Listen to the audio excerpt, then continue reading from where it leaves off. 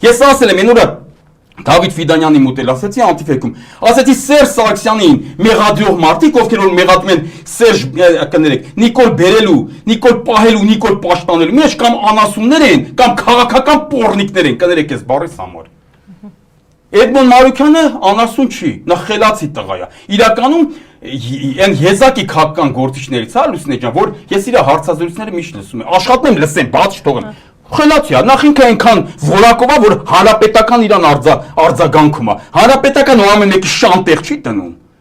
Հո ամեն մեկի չի արհամարում էթում է։ Բայց որ Էդմոն Մարուկյանի վրա ասենց հարձակում եղավ իր ասած մի բրիգադ մարդ հարձակվեց վրեզ, այն նշանակում է դու քենից բան ես ներկայացնում։ Իրոք էլ ներկայացնում եմ, Լուսինե ջան, հիմա ես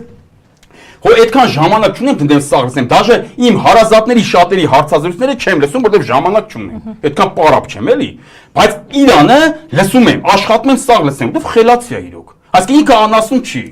Ուրեմն անասուն չես, Էդմոն ջան։ Ես չեմ էլ ուզում, որ դու դառնաս կներեք քաղաքական պոռնիկ։ Այդ ուղին էլ մի ընտրի։ Որտեղ Սերժ Սարգսյանը նորից եմ ասում, բոլոր մեղադրողները, բոլոր հակասերժական տականքները, ովքեր Սերժ Սարգսյանը մեղադրում են Նիկոլ Բերելու, Նիկոլ Պահելու կամ Նիկոլ Պաշտպանելու մեջ, նրանք կամ անասուն են, կամ քաղաքական պոռնիկներ են, կներեք այս բարի համար։ Դա անբարոյականություն է Սերժին մեղադրելը։